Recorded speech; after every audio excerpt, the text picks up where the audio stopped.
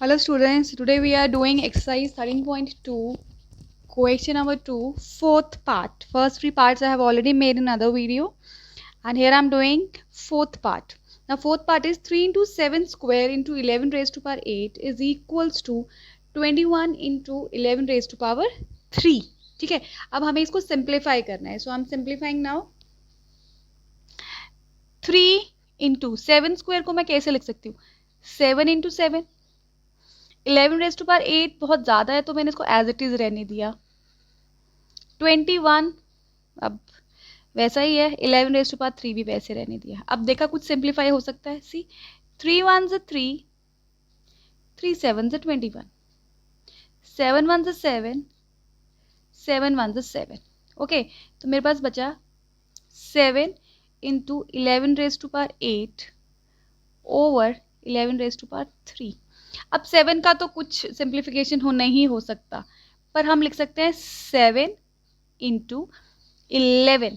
अब डिवीजन में है ना, बेसिस सेम. इसका पावर क्या है 8, इसका पावर क्या है 3, तो पावर्स क्या हो जाती है? माइनस हो जाती हैं.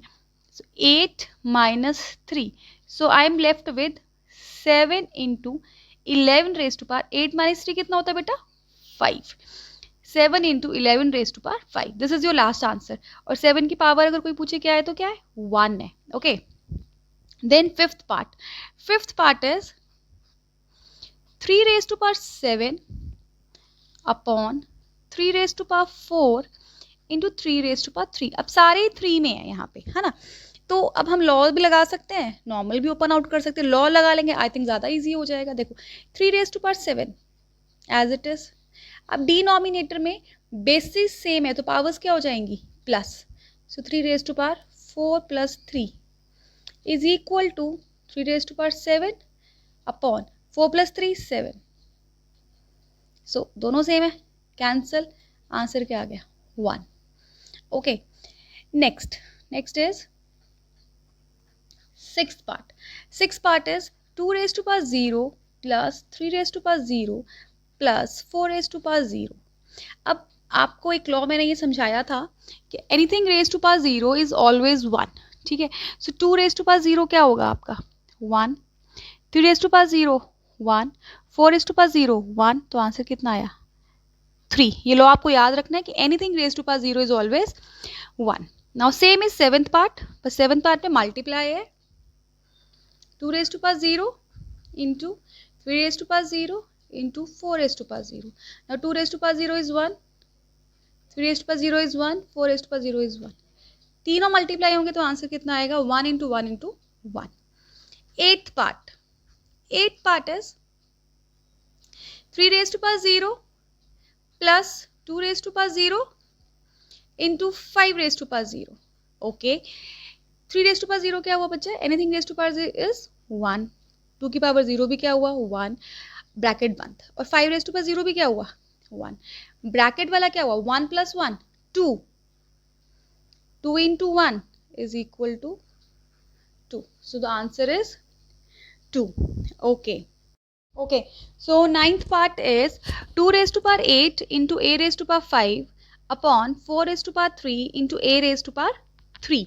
सो यहाँ पे हम 2 रेज टू, एक है 2 रेज टू पावर 8, एक है 4 रेज टू पावर 3. सो दोनों थोड़ा अजीब सा है, आप कंपेयर नहीं कर पाएंगे, तो 2 रेज टू पावर 8 को ओपन कर लेते हैं. Okay, so 1 2 3 4 5 6 7 8 into a raise to power 5 upon 4 raise to power 3 को आप कैसे लिख सकते हैं? 4 into 4 into 4 into a raise to power 3. So how will I justify now? अब मैं इसको सिंप्लीफाई करती हूँ. 2 1 2, 2 2 4, 2 1 2, 2 2 4, 2 1 2, 2 2 4, 2 से 2 कैंसिल, इस 2 से ये 2 कैंसिल, इस 2 से ये 2 cancel. Okay, so I am left with 2 into 2 into a raise to power 5 upon a raise to power 3. So अगर मैं 2 को देखूँ, 2 की पावर कितनी आ जाएगी? 2 की पावर आ जाएगी 2, है ना. 1 1 2. एंड अब a किस में है? डिवीजन में है. और डिवीजन का क्या रूल था बेटा? कि अगर डिवीजन हो रहा है तो पावर्स क्या हो जाएंगी? Minus. So I will get 2 raise to power 2 into 5 की पावर 2. ठीक है, जहाँ मल्टीप्लाई हो रहा है वहाँ मल्टीप्लाई का लॉ लगाना है और जहाँ पे डिवाइड हो रहा है वहाँ डिवाइड का लॉ लगाना है. Now next is your 10th part. 10th part is a raised to power 5 over a raised to power 3 into a raised to power 8. Okay, सो अब यहाँ पे क्या होगा, a raised to power 5, a raised to power 8, sorry a raised to power 3.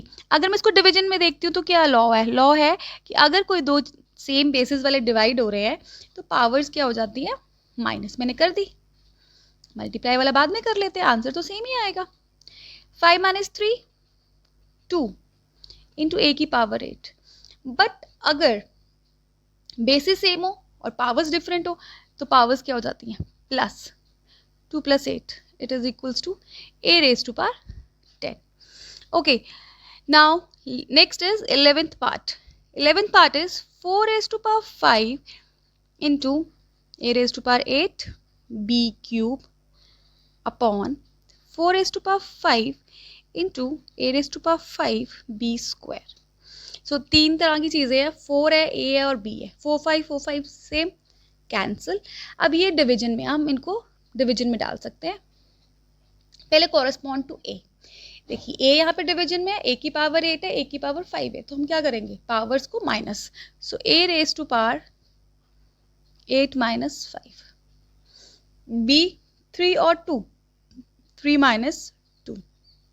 So I'll get a minus 5 कितना आ गया, 3, and b is 3 minus 2 is 1. So the answer is a cube b1. Now next is 12th part. 12th part is 2 raised to power 3 into 2 raised to power 2. Okay, पहले हम bracket solve करेंगे. अगर basis same है तो powers क्या होती हैं बेटा, plus. So 2 raised to power 3 plus 1 raised to power 2. So it is 2 raised to power 3 plus 1 4 की पावर 2. और जब भी power raised to power power होती है तो 4 2 से क्या आ जाएगा, 8. So this is your answer, 2 raised to power 8. Thank you.